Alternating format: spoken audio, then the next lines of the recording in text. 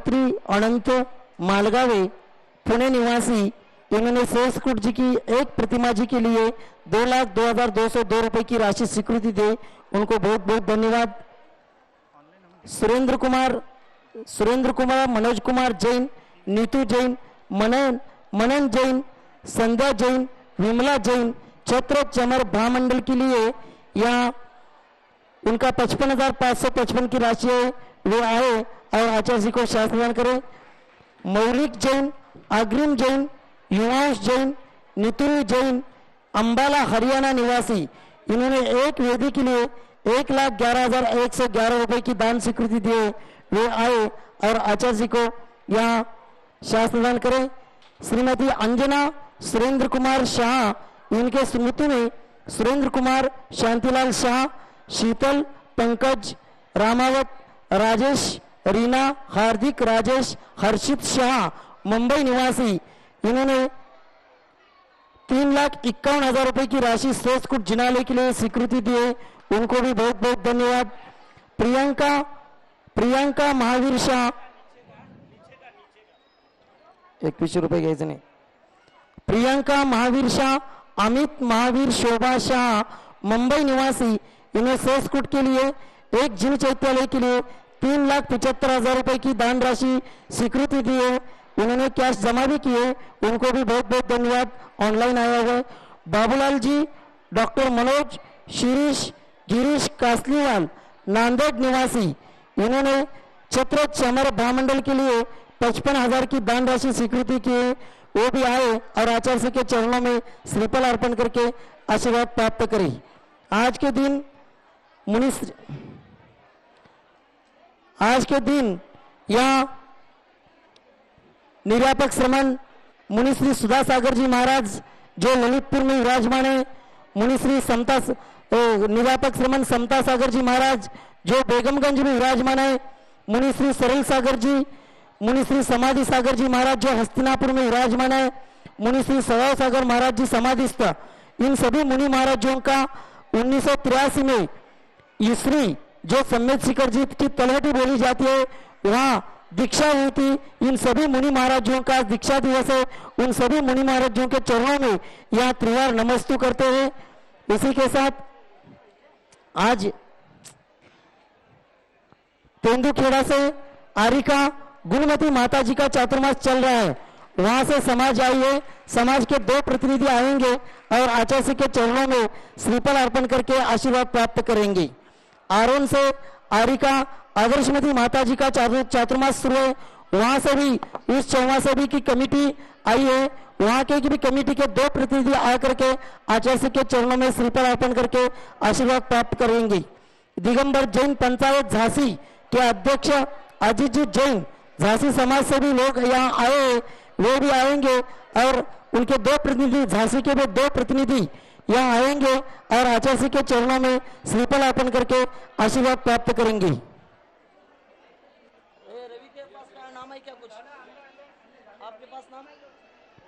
हाँ, पूजन प्रारंभ कर रहे हैं। दीदी पूजन प्रारंभ करो। आचार्य का पूजन हो रहा है, पूजन के लिए कोई भी खड़े नहीं रहेंगे, सभी बैठ करके पूजन करेंगे। अर्घ्य चढ़ाने वाले, द्रव्य चढ़ाने वाले भी कोई खड़े नहीं रहेंगे। जय बोलो आचार्य श्री विद्या संघ की, जय बोलो परम पूजनीय आर्य 105 गुणमती माता जी की।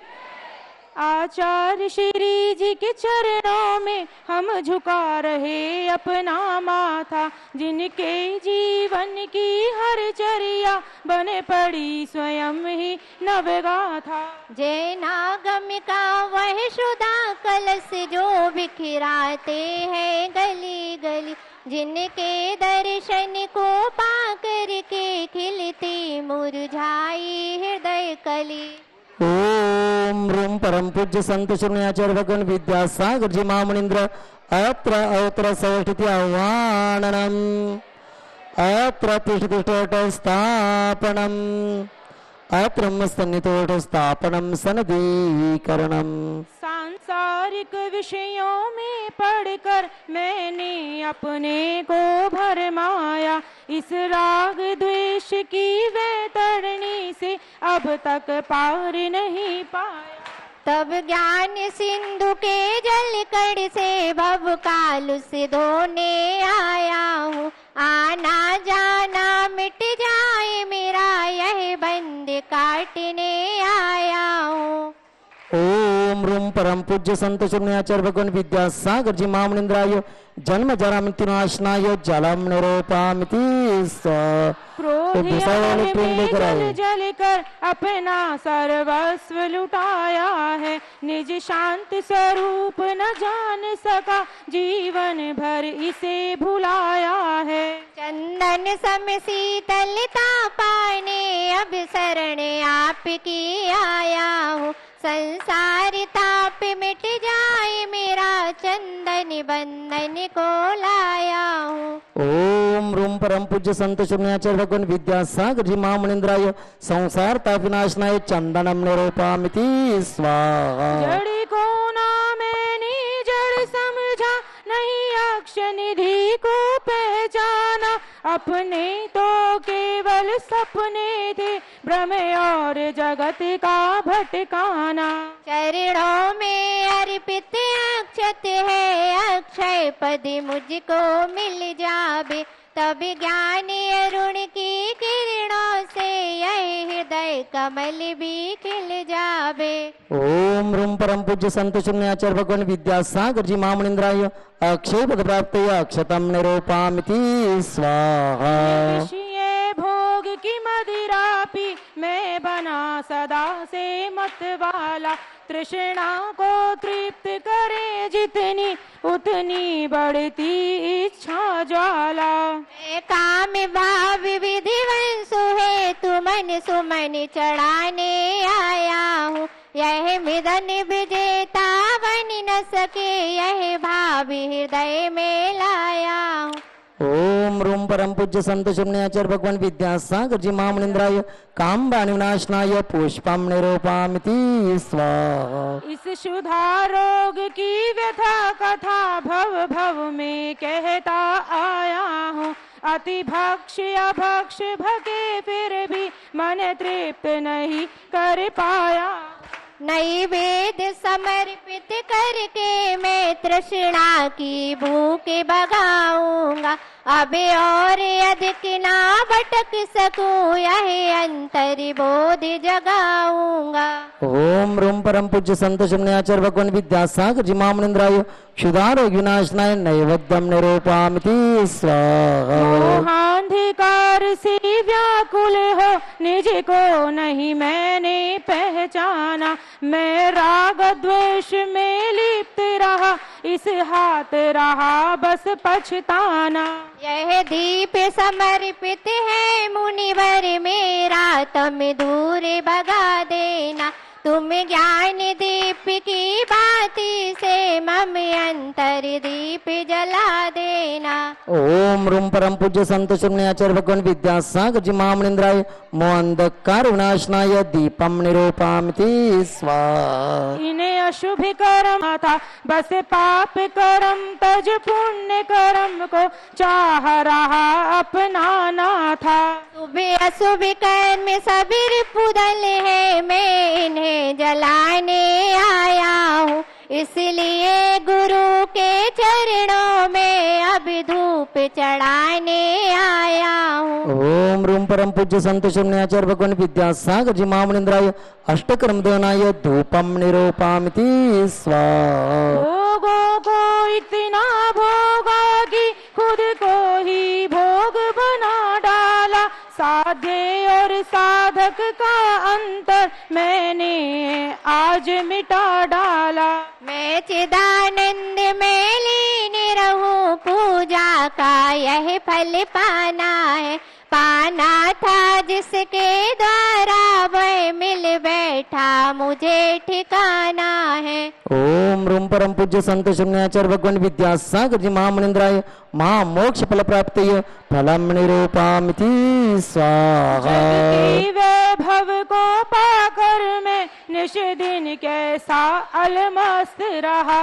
चारों गतियों की ठोकर को खाने में ही अभ्यस्त रहा। मैं हूँ स्वतंत्र ज्ञाता दृष्टा मेरा पर से क्या नाता है, कैसे अनर्घ्य पद पा जाऊं, यह अरुण भावना भाता है। ओम रूम परम पूज्य संत शून्याचार्य भगवान विद्यासागर जी महामनिंद्राय अनर्घ्य पद प्राप्त आरोग्यम निरूपामिति भावों की निर्मल सरिता में अवगाहन करने आया हूँ, मेरा सारा दुख दर्द हरो यह अर्घ भेटने लाया। हे तपो मूर्ति है आराधक, हे योगी सर है महासन, हे अरुण कामना देख सके युग युग तक आगामी बस। ओम रूम परम पूज्य संत शून्याचार्य भगवान विद्यासागर जी महामनिंद्राय अनर्घ्य पद प्राप्त जयमाला पूर्णार्घ्यम निरूपामिति स्वा। नमस्तु भगवान नमस्तु नमस्तु। ओम नमः सिद्धेभ्यः, ओम नमः सिद्धेभ्यः, ओम नमः सिद्धेभ्यः। अहिंसा परमो धर्म की आचार्य गुरुवर श्री कुंद कुंद भगवान की, आचार्य गुरुवर श्री ज्ञान सागर मुनि महाराज की, जय परम पूज्य संत शून्याचार्य भगवान विद्यासागर जी महामणि राज्य की, समस्त आचार्य संघ की।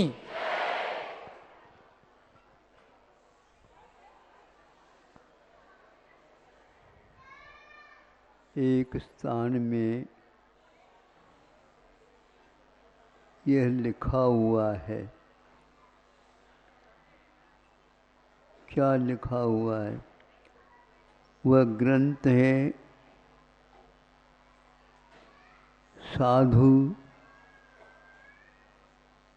सभी बातों से ऊपर उठकर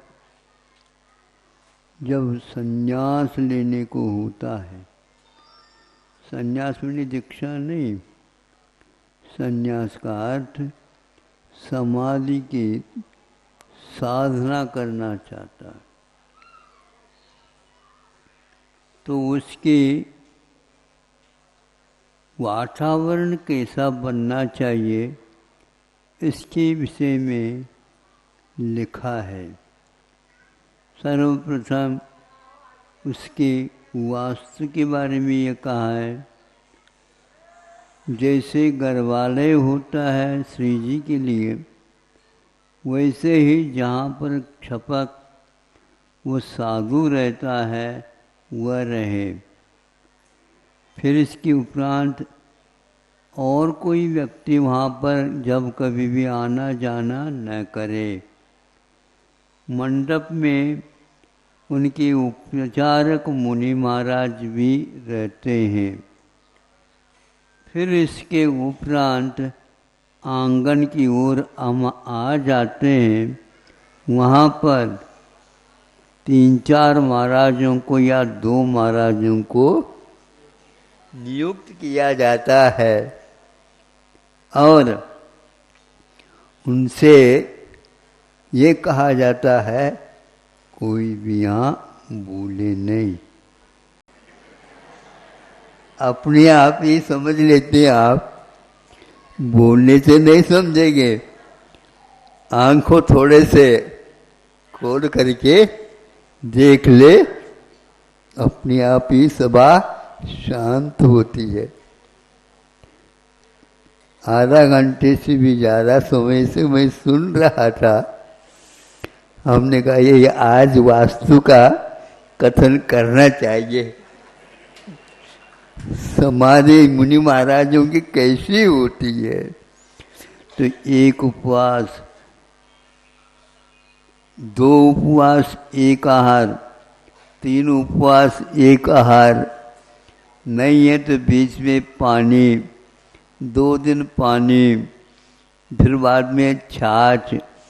इस ढंग से क्रम से करते करते करते जब हम शुद्ध पानी तक आ जाते हैं तो उस समय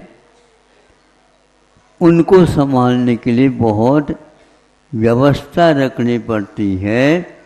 और मुनि महाराज जो है ना, जो कोई भी हल्ला गुल्ला करता उसको उठा करके मंडप के बाहर ले जाती।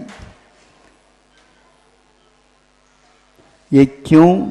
इसीलिए वो महाराज इतने कमज़ोर रहते हैं शरीर के अपेक्षा, भीतर तो उनके पास धैर्य पूरा है, संकल्प निर्दोष उनका चल रहा है, किंतु कानों में एक प्रकार से ध्वनि यदि जाती है तो ऐसे जैसे तीर के समान लगती है उनको। सुन रहे हो? काले बेटे गप्पा हाँकते वो। इसलिए अब मैं देखता हूँ मंदिरों में जब जाते हैं ये क्या बोल रहे हैं वही आप भगवान जाने। सोचो एक व्यक्ति कोई पूजन पढ़ता है तो सभी सभा उसके माध्यम से पूजन कर सकती है। ये आप लोगों के ऊपर आधारित है, नहीं है तो हमारी पूजन अलग है, इनकी पूजन अलग है, तो एक दूसरे के कानों तक वह पूजन की ध्वनि न जाए। ऐसा करते हैं तो एक मंदिर में 1000 व्यक्ति भी हो वह अवश्य ही शांतिपूर्वक पूजन कर सकते हैं। कोई व्यक्ति पूजन तो कर ले, माला फेरना चाहता है, कोई व्यक्ति माला भी फेरनी, कुछ स्वाध्याय करना चाहता है, कोई व्यक्ति केवल भगवान का दर्शन करना चाहता है। इस प्रकार भिन्न भिन्न व्यक्ति समय निकाल करके आते हैं। उन सब का धर्म ध्यान हो, किंतु मंदिर एक है।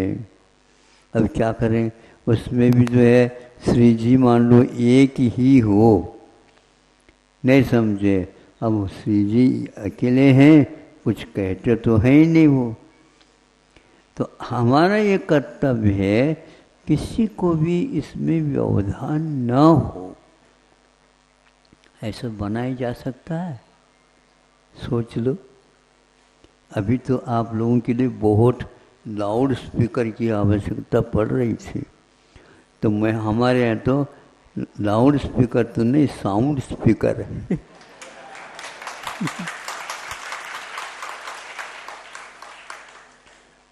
अच्छा शांति लगे।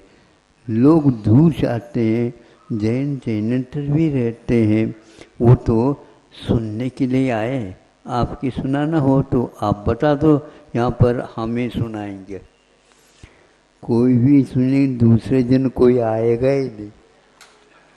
हाँ, इसलिए आप लोगों को चाहिए यहाँ पर बच्चों को भी शांति रखा, और आप स्वयं बोले नहीं। यदि बोलना आवश्यक होता है, जैसे बिल्कुल ही नहीं बोल रहे हो, किसी को उससे कानों में पीड़ा न हो अथवा व्यवधान न हो। एक तो न्यायालय होता है, वहाँ पर केवल जज सुनता रहता है और एक वकील बोलता रहता है। तीसरा व्यक्ति वहाँ पर कोई नहीं बोलता, कोई नहीं, किंतु सारे के सारे अपने क्रम को ध्यान में रख कर के बैठे रहते। ऐसा यहाँ पर हो जाए, न्यायाधीश को भी न्याय देने में उत्साह आ जाए। नहीं तो प्रश्न पत्रिका आपने लिखी और दे दिया, और उसको जांच पड़ताल करने वाले को यदि गुस्सा आ जाए तो अच्छा पेपर लिखा हुआ है उसको भी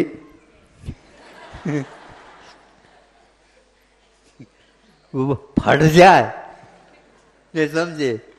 ऐसा होता है। यदि वह ठीक रखोगे, संभव है आधा नंबर ज़्यादा भी मिल जाए।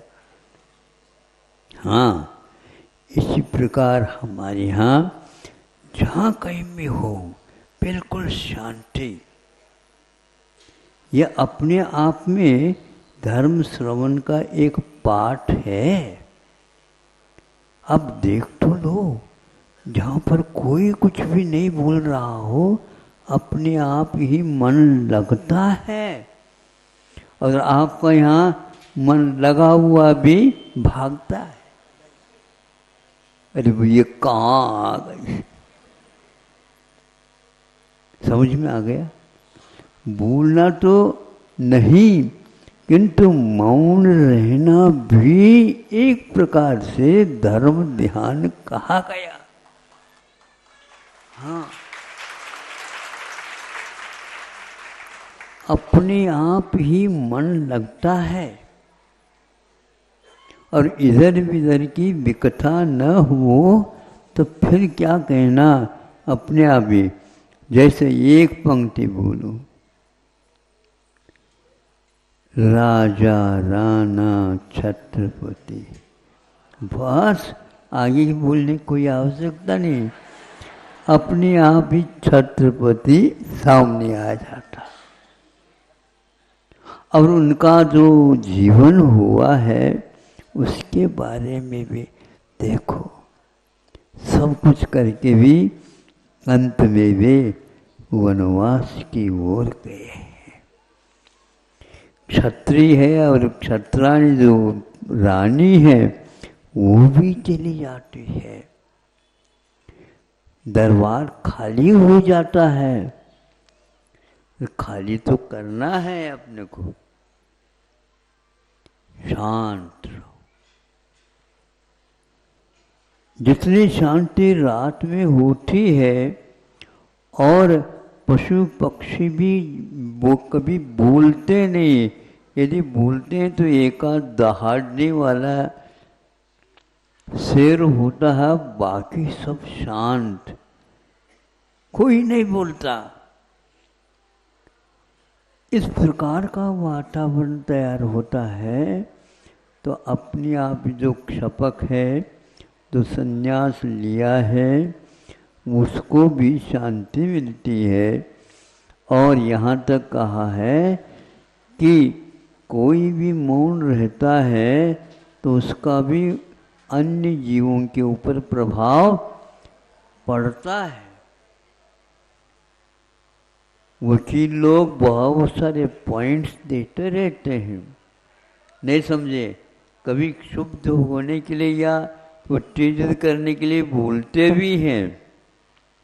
न्यायाधीश न्यायालय में बोलते ही नहीं, अंत में ये कह दिया जाता है तारीख आपको ये दी जा रही है, घोषणा सुरक्षित है, उस दिन मैं आऊं इसका कोई नियम नहीं। अब वह भी दूसरे के माध्यम से कहलवा देंगे। ऐसा वातावरण आप बनाएंगे, निश्चित रूप से उसके लाभ लेने के लिए कई लोग लालायित रहेंगे। अपने मंदिर में आप जिस समय पूजन करते हैं, अभिषेक करते हैं, उस समय मौन वातावरण बना रहना चाहिए।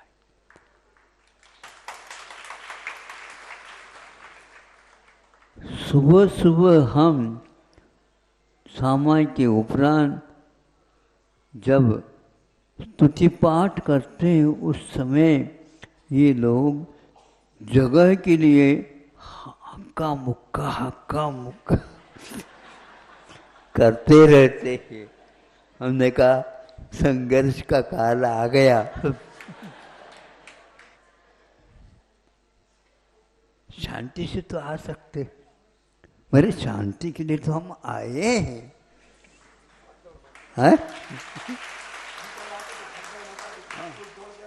छोटे बच्चे रहते हैं, गिर गए, कमर में गड़बड़ी हो गई, हाथ टूट गया, पैर टूट गया, नहीं समझे। अब मान लो उम्र ज़्यादा है तो क्या होगा उसका, महाराज उस समय हमें कुछ दिखता भी नहीं और सूझता ही नहीं, हमें समझ में ही नहीं आता। मैं सोचता हूँ मुझे भी समझ में नहीं आता आप लोग क्यों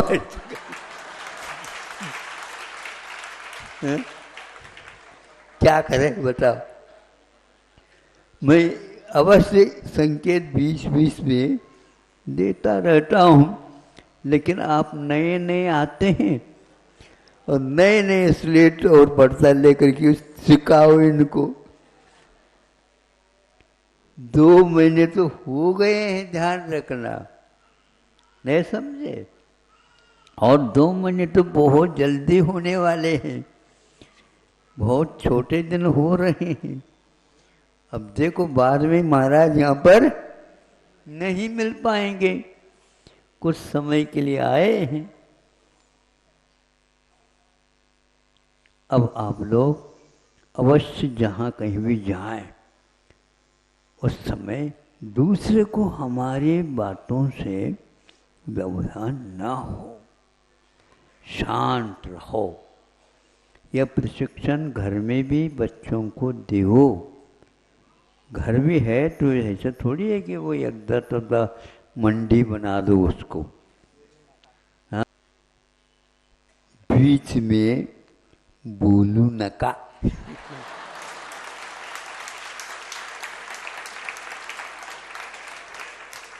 ठीक है ना, बात वही है, लेकिन बोलने की बात है, बीच में बोलू नका। मधिका आतो सरे, हाँ? बीच में कहाँ क्यों आते वो? बीच में कहाँ गए? जैसे अंतराय होता है तो छोड़ा जाता बाल बाल वगैरह, उसी प्रकार आप लोग बीच में बोलेंगे तो वह एक प्रकार से अंतराय होता। इसलिए ये संस्कार पहले दिया जाता था बहुओं को। हाँ, मधी येऊ नका, मधी येऊ नका। और आप आज से ये याद रखो, बीच में मत आया करो, बीच में मत आया करो। मैं अपने रास्ते चल रहा हूँ, ये तो हम कह रहे हैं, तुम्हारी जो वाणी यहाँ तक आ गई, बीच में क्यों आ गई? हाँ, आप जो फोन लगाते हो उसके बीच में कोई लाइन नहीं हो तो खड़े नहीं होते, चिल्लाते हैं क्या? नहीं, लाइन ही नहीं है। अनुश्रेणी गति, अनुश्रेणी गति, गति जो होती शब्द की, उसके लिए भी आकाश की पंक्ति बनी हुई है, उसी से होती है। नहीं है तो कई लोग कहते हैं भैया दिन में मत किया करो, रात में सब क्लियर रहता। तो इसी प्रकार हमें ऐसा वातावरण बनाना चाहिए। रोगी और रोग रहते हैं, उनके लिए भी सिर दर्द हो सकता है, नींद उनको नहीं आ रही है, और आप इस प्रकार हाउल्ला करोगे तो क्या होगा? इसलिए शहर छोड़ करके कुछ लोग बाहर अपने फार्म बना लेते हैं केवल इसी एक उद्देश्य को लेकर के। ऐसा मत करो। आप रह रहे हैं तो दूसरे भी रह रहे हैं, आप अपने मकान में रहो, लेकिन आप तेज आवाज़ के साथ रेडियो बजाने लग जाओ, ढोल ढमाका, फिर देख लो पुलिस आएगी आपके यहाँ। क्यों? अनुमति मिली है? नहीं। नहीं, चलो सब जितने भी हैं चीज़ें लेकर चलो, जब्त करून घ्या। इन सब वस्तुओं का जब्त कर दो। हाँ, ये सब संयम है। और जैन समाज में संयम की व्याख्या तो बहुत लंबी चौड़ी होती है। उगच उगच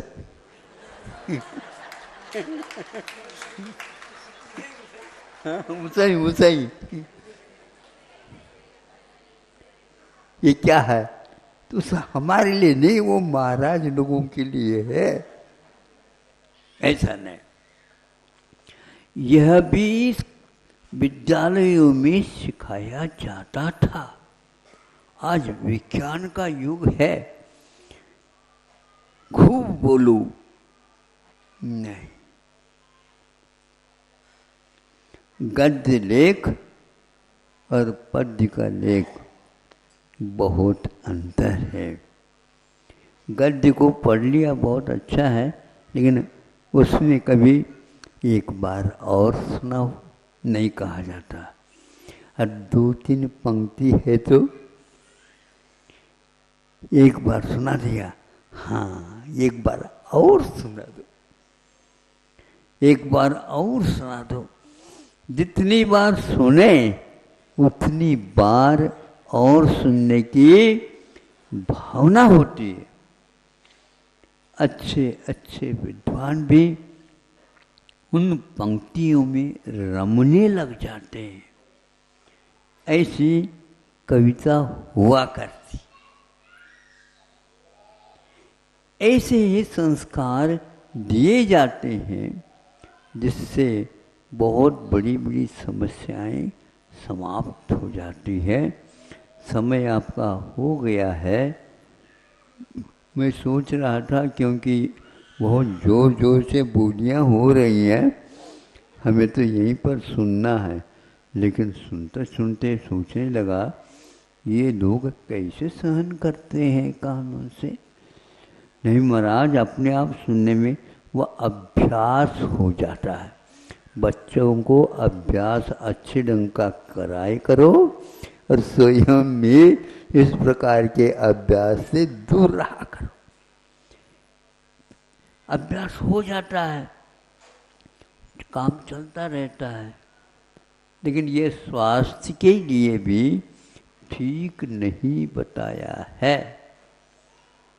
तो ज़्यादा बोलता बोलता बोलता फिर बाद में वो तो ज़्यादा ही बोल गए। क्या इसका अर्थ हुआ? मतलब अच्छा नहीं बोला। पेट भरने को होता है, उससे पहले ही वार्निंग घंटे लगने चाहिए, नहीं नहीं चल जाता। फिर रात में आप सो नहीं सकोगे, दूसरे को सोने भी नहीं दोगे, क्योंकि पेट में वो सब काम करने लग जाता। शांति के साथ विज्ञान ने भी कहा, और हमारे यहाँ बोलने वाला भोजन नहीं कर सकता, भोजन करने वाला बोल नहीं सकता। इस प्रकार अपनी यहाँ यहीं से प्रारंभ करते हैं। अष्टमी है, चतुर्दशी है, एकादशी के दिन है। जितने आप नहीं बोलोगे उतने ही आपका मन उसमें लगेगा।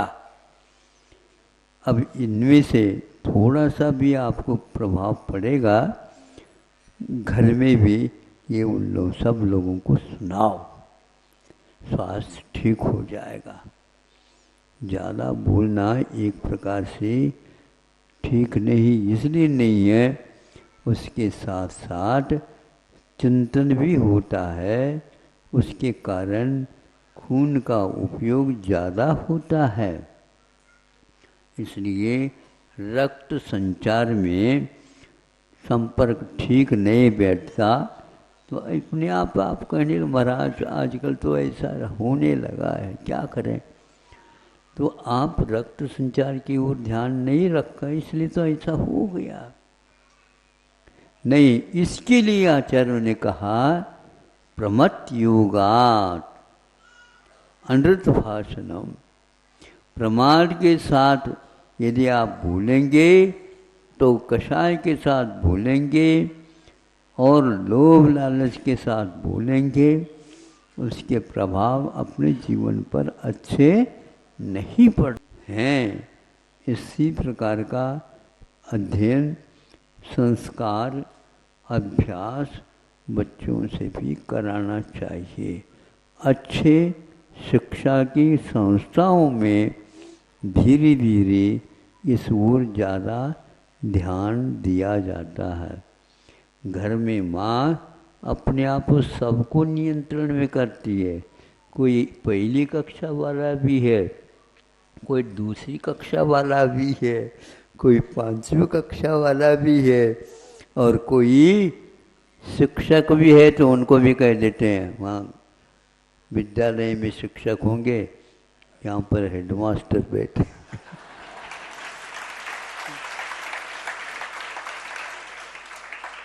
चौके में कोई आ नहीं सकता, कोई इलाका नहीं। सुनने में आया? चुप। राष्ट्रपति होगा भवन में, बाहर होगा, हे तो चालायचं नाही।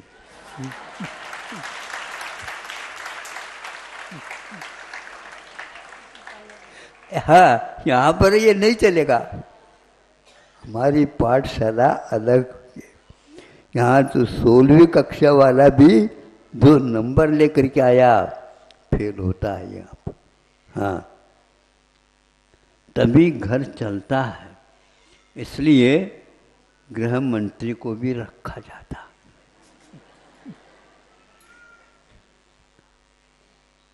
कैसा लग रहा बताओ मुझे?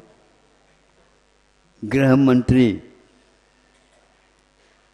आप प्रधानमंत्री भले हो, लेकिन गृह मंत्री घर के मंत्री जो होता है सब चला देता।